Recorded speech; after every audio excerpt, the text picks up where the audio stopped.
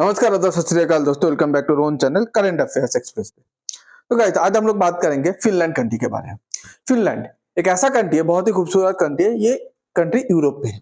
ये European union जो है, यूरोपियन यूनियन का फ्रांस है, जर्मनी है, इटली है, इन सब के साथ साथ एक मेजर रोल प्ले करता है फिनलैंड, नॉर्वे, स्वीडन। इन लोग भी एक बहुत बड़ा उभरता हुआ इकोनॉमी है along with Switzerland. Okay, major economies है इन लोग। अब अगर आप देखेंगे कि फिनलैंड इतना स्पेशल क्यों दुनिया पे, पता है? फिनलैंड एवरी ईयर जब भी वर्ल्ड हैप्पीनेस इंडेक्स एक आता है, मतलब कौन सी कंट्री, ठीक है, सबसे ज्यादा कौन सी कंट्री का सिटीजन सबसे ज्यादा खुश है आज के डेट पे, ठीक है, तो फिनलैंड हमेशा नंबर 1 पे रैंक करता है। तो फिनलैंड वर्ल्ड का हैप्पीएस्ट कंट्री माना जाता है। ओके, अब मतलब फिनलैंड का जो भी आम फिनिश पीपल है, वो दुनिया का बाकी पीपल, इंडियन हो, अमेरिकन हो, तो मतलब सऊदी अरेबियन हो, जो भी कंट्री ले लो, उससे ज्यादा खुश रहते हैं कंपेरेटिवली। अब ये आज के डेट पे न्यूज पे क्यों है? क्योंकि आपको पता है एम्बेसी, एम्बेसी मतलब दूतावास। ओके, जैसे इंडिया का एम्बेसी पाकिस्तान पे, पाकिस्तान का एम्बेसी भी इंडिया पे, इंडिया का एम्बेसी अमेरिका पे, अमेरिका का एम्बेसी भी इंडिया पे है। ठीक है, अब बोलेंगे एम्बेसी क्यों खोला जाता है? एम्बेसी खोला जाता है, मान लीजिए आप इंडियन हो, अमेरिका पे गए हो, तो अमेरिका पे जाके आपको अगर कुछ प्रॉब्लम हो गया, पेपर का प्रॉब्लम या कुछ भी प्रॉब्लम पे आप फंस गए, या किसी ने झूठा आपके ऊपर आरोप लगा दिया, आप जेल पे चले गए।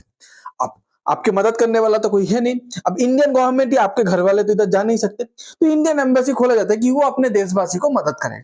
तो ऐसे ही फिनलैंड का एम्बेसी था पाकिस्तान पे। तो आज के डेट पे फिनलैंड ने डिसाइड किया कि हम लोग पाकिस्तान से, ठीक है, अपना जो एम्बेसी वगैरह है ये बंद करके चले जाएंगे, क्योंकि पाकिस्तान एक एम्बेसी चलाने के लिए एक कंट्री को बहुत पैसा देना पड़ता है, खर्चा करना पड़ता है।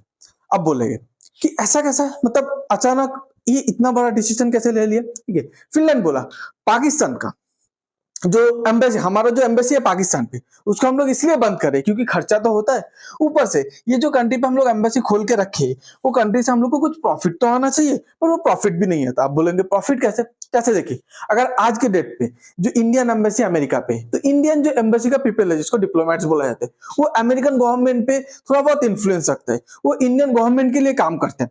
अब अमेरिका हमारे लिए बहुत स्ट्रेटेजिकली इंपॉर्टेंट कंट्री है, रशिया भी इंपॉर्टेंट कंट्री है, तो इंडियन एम्बेसी पीपल का काम होता है कि उसके साथ कोई डील कर लो, करवाने पे मदद करो। आप इंपॉर्टेंट पर्सन को चूज करके रखो, उनको इन्फ्लुएंस करो कि हमारे कंट्री पे जाके निवेश करो। तो एम्बेसी का ये भी काम होता है। पर पाकिस्तान ऐसे ही इतना बिगड़ा हुआ, इतना गया गुजरा, इतना खत्म, मतलब फिनिश देश है, ठीक है, उससे हम लोग को कोई प्रॉफिट ही नहीं हो रहा, तो हम लोग क्यों वो एम्बेसी रखे? तो बोला कि बंद कर देंगे। अब Finland to wind down embassies in Pakistan, Afghanistan, Myanmar by 2026। अब देखिए, ये जो कंट्री का ग्रुप है ना, ये ही बहुत कुछ बता देता है।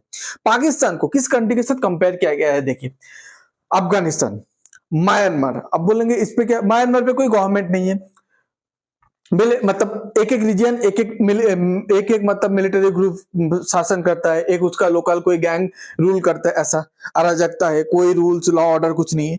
अफगानिस्तान भी आपको पता है पूरा बिखरा हुआ कंट्री है। तो पाकिस्तान पे भले गवर्नमेंट हो, पर जो पाकिस्तान को अंदर से जानता है ना, उसको पता है कि वो अफगानिस्तान और ये जो म्यांमार है, इनसे कुछ ज्यादा अच्छा कंट्री नहीं है। इन लोग की तरह ही पाकिस्तान भी एक ऐसा एकदम गया गुजरा कंट्री जिसमें लॉ रूल्स ऑर्डर कुछ नहीं है, कोई इकोनॉमिक डेवलपमेंट नहीं, कोई फ्यूचर प्लानिंग नहीं, कुछ नहीं। तो बोला ऐसे कंट्री पे हम लोग रख के क्या करेंगे, अपना सिर्फ पैसा खर्चा होगा। तो इसीलिए इन लोग सोच लिया कि हम लोग वाइंड अप करेंगे। अब एक कंट्री जब इंपॉर्टेंट होता है, उसमें एम्बेसी होना आपका जरूरी होता है। तो अगर आप देखेंगे कि पाकिस्तान और फिनलैंड के बीच एक्सपोर्ट कितना होता है, व्यापार कितना होता है, तो देखिए फिनलैंड एक्सपोर्ट टू पाकिस्तान, ठीक है, तो मतलब फिनलैंड पाकिस्तान को कितने रुपए का सामान बेचता है? अगर आप देखेंगे तो लगभग मैं इसको $40 मिलियन मान लेता हूं, मतलब फिनलैंड पाकिस्तान को $40 मिलियन का सामान बेचता है। अब बोलेंगे $40 मिलियन मतलब क्या होता है? सीधा सीधा आपको बता देता हूँ, $40 मिलियन मतलब कैसे होता है, 360 करोड़ इंडियन रुपीस। मतलब फिनलैंड पाकिस्तान से कितना कमाता है? 360 करोड़। अब बोलेंगे पाकिस्तान भी तो कुछ भेजता रहेगा फिनलैंड को। ऑब्वियसली पाकिस्तान भी भेजता है फिनलैंड को। वो क्या है? 28, इसको भी मैं 30 मिलियन पकड़ लिया, तो 30 मिलियन रफली होता है 270 करोड़। तो 360 और 270, ठीक है, कितना हो गया आपका? 700 करोड़ लगभग मान लिया। अब बताइए 700 करोड़ एक कंट्री टू दूसरे कंट्री के बीच बिजनेस हो रहा है, ओनली 700 करोड़, वो भी इंडियन रुपीस। इसका कोई वैल्यू है? हमारे इधर इंडिया पे एक स्टार्टअप ना सालाना 700 करोड़ से ज्यादा बिजनेस कर लेता है, ठीक है, तो उससे कम कमा रहा है। तो आप सोचिए, तो मतलब कोई आज के डेट पे ना महत्व है, ना वैल्यू है, ऐसा कुछ नहीं है। तो इसीलिए इन्होंने डिसाइड किया कि नहीं नहीं, इधर रख के कुछ फायदा नहीं है, हम लोग तो इसको मतलब अपना एम्बेसी को बंद कर लेंगे, ऐसे भी बिजनेस नहीं होता। अब और एक चीज क्या है, आपको जो पहले बताया एम्बेसी क्यों होता है, आप अमेरिका पे विजिट किए, कोई अमेरिकन इंडिया पे आया, आके फंस गया, कोई प्रॉब्लम में पड़ गया, तो एम्बेसी के पास दौड़ के जाता है। अब अगर आप देखेंगे कि पाकिस्तान और फिनलैंड के बीच कितना मतलब कितना पाकिस्तानी फिनलैंड पे जाता है, कितना फिनलैंड से पाकिस्तान आता है, तो मैं बहुत आर्टिकल सर्च कर लिया, बहुत गूगल पे बहुत वेबसाइट सर्च कर लिया, कोई डेटा नहीं था, मतलब वो ना के बराबर, ना के बराबर। एक बहुत पुराना डेटा मिला कि 2015-16 पे पाकिस्तान से फिनलैंड पूरे साल पे कितना पाकिस्तानी विजिट किए थे, 1100 to 1400, मतलब 1200-1300 पाकिस्तानी पूरे साल पे गया था, वो भी 2015-16 पे। आज के डेट पे तो वो भी नहीं है। तो अब बोलिए, अब फिनलैंड को एम्बेसी खोल के रख के मतलब उसका क्या फायदा हो रहा है, बात तो उसने सही बताया। तो इसीलिए क्या किया, इन लोग ने एम्बेसी बंद करने की कोशिश मतलब डिसाइड कर लिया। अब देखिए, अब इसका और एक क्या रीजन है, अब ये तो फिनलैंड और पाकिस्तान की बात हो गई, अब फिनलैंड और इंडिया के बारे में बात करते हैं। आपको पता है यूरोपियन यूनियन जिसका पार्ट है फिनलैंड, में आपको बताया यूरोपियन यूनियन और इंडिया के बीच ट्रेड लेके बातचीत चल रहा है, investment agreement expected to strengthen India Finland ties. Okay, अब ये बातचीत चल रहा है, उसके बीच फिनलैंड यूरोपियन यूनियन का मेंबर होने के बाद भी इंडिया के साथ अलग से अपना इन्वेस्टमेंट एग्रीमेंट कर रहे हैं कि हम आपके कंट्री पे ये सेक्टर पे हम लोग इन्वेस्ट करेंगे, आप हमारे कंट्री पे इन्वेस्ट कीजिए, ठीक है। हम दोनों के बीच ऐसा ऐसा ट्रेड होगा, इसमें मतलब वो अलग से अपना एक डील करने की इंडिया के साथ कोशिश कर रहे हैं। इंडिया को इतना इंपॉर्टेंस देता है फिनलैंड। फिनलैंड का जो प्रेसिडेंट है वो कुछ दिन पहले ही बताया था कि जो यूनाइटेड नेशन सिक्योरिटी काउंसिल है ना, उसका जो P5 परमानेंट 5 मेंबर है, China, Australia, United kingdom, France, Russia, इसके साथ साथ 6 परमानेंट मेंबर, छठवां परमानेंट मेंबर ये P5 नहीं P6 होना चाहिए। क्यों? क्योंकि उसमें इंडिया को ऐड करना चाहिए। क्यों? क्योंकि India will be the next super power.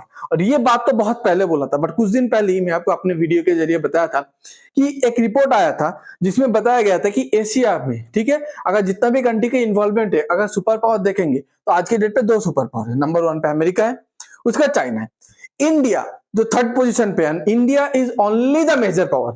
Russia को भी मिडिल पावर बताया गया, मतलब इंडिया आज के डेट पे मेजर पावर है, मतलब कल के डेट पे ये भी सुपर पावर के लिस्ट पे ज्वाइन करेगा, भले थर्ड पोजीशन पे रहेगा पर ज्वाइन करेगा सुपर पावर। तो ऑब्वियसली तब इंडिया को तो होना चाहिए। देखिए 4 मेजर पावर, नंबर 1 कौन है, USA, second China, third India, fourth Russia. चारों में से तीनों 1, सेकेंड और फोर्थ परमानेंट मेंबर है, सिर्फ थर्ड इंडिया थर्ड होकर भी परमानेंट मेंबर पे नहीं है। तो यही बात बताने की कोशिश किया था। अब देखिए इसके साथ फिनलैंड का जो प्रेसिडेंट है ना, इसके साथ ट्रम्प का बहुत अच्छा रिलेशन है, क्योंकि ट्रम्प को गोल्फ खेलना पसंद है, इसको भी गोल्फ खेलना बहुत पसंद है। तो बोला जाता है कि ट्रम्प का ये तो गोल्फ पार्टनर है, दोनों के बीच अंडरस्टैंडिंग भी बहुत अच्छा है।